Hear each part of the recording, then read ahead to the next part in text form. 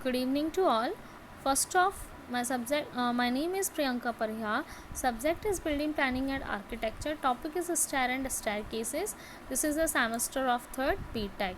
So first part जो मैंने बनाया था आपके लिए यूट्यूब वीडियो बनाया था स्टेयर एंड स्टेयर केसेस पे, हमने उसमें स्टेयर्स एंड स्टेयर केसेस की इतनी बातें कर चुके थे कि इसके टेक्निकल टर्म्स क्या थे एंड देन इंट्रोडक्शन क्या था. अभी हमें बात करनी थी next is important points for a good stair. हमारे पास कितने समथिंग इम्पॉर्टेंट पॉइंट्स होंगे गुड स्टेयर के. So first one is location. हमारी लोकेशन क्या होनी चाहिए किसी एक अच्छी स्टेयर के लिए, तो it should be so located that 3 is sufficient light and ventilation. हमारी लोकेशन ऐसी हो कि वो मतलब बहुत ही अच्छा उसमें वहाँ पर लाइट आ रहा हो और बहुत ही अच्छा वेंटिलेशन हो. Width of stair generally varies according to requirement. हमारी जो विड्थ होती है स्टेयर की वो क्या होती है, जनरली वेरी करती है हमारे रिक्वायरमेंट के अकॉर्डिंगली. ठीक है. Average width of a stair for any residential building should be 1 metre.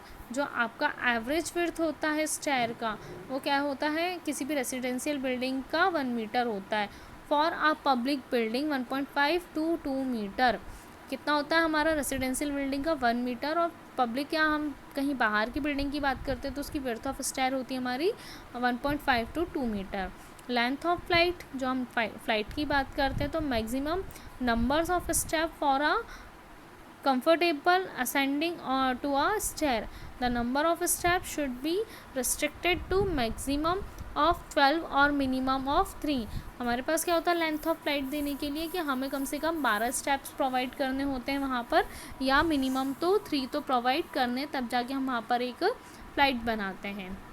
So pitch of stair should not exit 40 degree and minimum of 25 degree. हमारा जो पिच ऑफ स्टेयर होता है जो हम देखते हैं ना इंक्लाइन में लगा रहता है, वो हमारा पिच ऑफ स्टेयर कहलाता है. तो वो हम कितना होना चाहिए, हमारा एग्जिट ना हो 40 डिग्री से और मिनिमम हमारा 25 डिग्री से कम ना हो.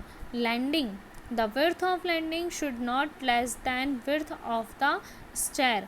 द विड्थ ऑफ लैंडिंग मतलब वो किसकी बात कर रहा है, जो आपकी लैंडिंग होती है उसकी width should not less then, वो कम नहीं होनी चाहिए आपकी विड्थ ऑफ स्टेयर से, मतलब आपकी विड्थ ऑफ स्टेयर से कम ना हो आपकी लैंडिंग.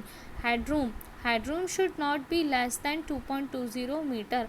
आपका हेडरूम जो होता है उसकी लेंथ 2.20 मीटर ना हो. ठीक है. फिर स्टेप्स प्रपोर्शंस की बात कर लेते हैं हम.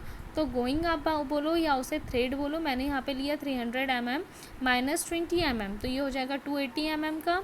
राइज लिया मैंने 150 mm, प्लस माइनस कर सकते हो तो प्लस करा हमने यहाँ पे 10 mm का, तो 160 mm.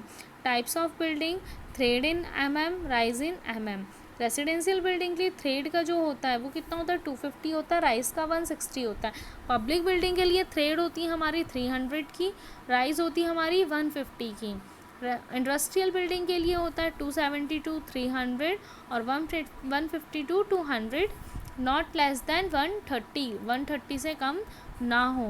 रेलवे प्लेटफॉर्म इसके लिए 250 to 300 mm लेस दैन 250, मतलब 150 to 200 less than 130. Okay. So classifications of stairs की भी बात कर लेते हैं हम. तो the stairs are classified as under. First one is straight stair, dog लेयर स्टेयर, ओपन वेल और open wind stair, geometrical stair, circular stair, bifurcated stair. Okay. So one by one this is the doglegged stair. Doglegged stair क्या बोलता है, देखो diagram में नीचे आपको show कर रहा है soffit, lower flight, wall, landing, balustrade, handrail और प्लेन. तो ये होगा आपका वहाँ का स्टेयर लगाने का तरीका. यहाँ होता तो कोई भी बोल देगा, आप यहाँ पे इजीली से मतलब स्टेयर लगा लीजिए, देन यहाँ पे ये हो जाएगा आपका अपर फ्लाइट और ये हो जाएगा आपका लैंडिंग. ये हो जाएगा section of a doglegged stair. Next होगा आपका आरसीसी स्ट्रेट फ्लाइट. देखो स्ट्रेट फ्लाइट क्यों बोलता है, क्योंकि वहाँ पे ज़्यादा हम कर्व या टर्न नहीं देते, सो ये हमारा स्ट्रेट फ्लाइट होता है. सेम एज नीचे वाला पार्ट सॉफिट, लैंडिंग 12 दिया, पहले एक से हमने 12 तक दिए, फिर 12 से हमने 20 दिया. बेलास्ट्रेट, हैंड रेल, ये तो अब आप लोग समझ गए होंगे, ये आरसीसी स्ट्रेट फ्लाइट है. जियोमेट्रिक स्टेयर क्या होगा भाई, ये होगा हमारा राइज़र, ये होगा हमारा एयर्स। तो ये जो होता है हमारा किस तरीके से होता है, थोड़ा सा इंक्लाइंड में होता है या फिर कर्व शेप में का होता है, तो इसे क्या बोलते हैं, जियोमेट्रिकल स्टेयर्स। फिर नेक्स्ट होगा हमारे पास circular stair with open well. हमारे पास एक सर्कुलर स्टेयर होगा जो कि ओपन वेल होगा। ओके, ओपन वेल हुआ, वॉल हुए और फिर ये इस तरीके से इसके सेक्शंस हुए। फिर नेक्स्ट होगा आपका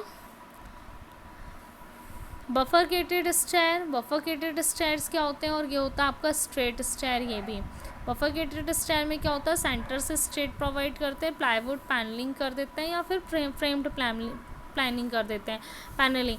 तो वो क्या करता है, अपने अपने वर्क इजीली करने लगता है।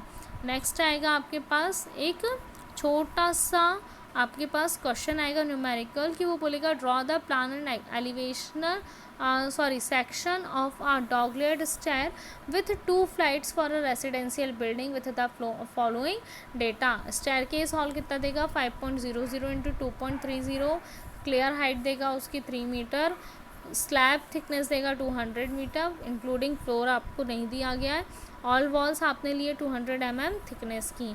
सबसे पहले आप लोगे टोटल हाइट ऑफ फ्लोर, तो टोटल हाइट ऑफ फ्लोर हमारी क्या होती है, क्लियर स्टोरी प्लस स्लैब की थिकनेस, वो भी हमारा होता है। तो क्लियर स्टोरी मान लो हमारी 300 mm है और उसकी थिकनेस 200 है, तो कितना हो जाएगा 3200 mm। मतलब हमारी टोटल हाइट ऑफ फ्लोर कितना निकला 3200 mm।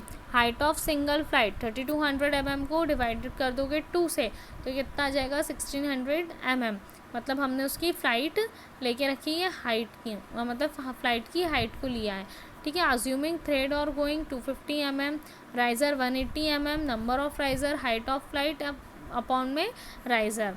तो 1600 से 1600/180 मतलब 8.88, मतलब सेज 9। आपके पास नंबर ऑफ राइज़र कितने जाएंगे 9। एग्जैक्ट साइज़ ऑफ राइज़र, तो एग्जैक्ट साइज़ ऑफ राइज़र कितना होगा, हाइट ऑफ फ्लाइट अपॉन में नंबर ऑफ राइज़र, 1600 अपॉन में 9, 177.7 mm। number of thread in a single, number of riser minus 1 flight, 9 minus 1 is equal to 8, 9th is landing, space occupied by grate, 8 thread size is equal to 8 into 2 into 10 meter, width of each flight, hall width by 2, तो 3.30 metre upon में 2, so space of for landing 1.20 metre. Okay, thank you so much.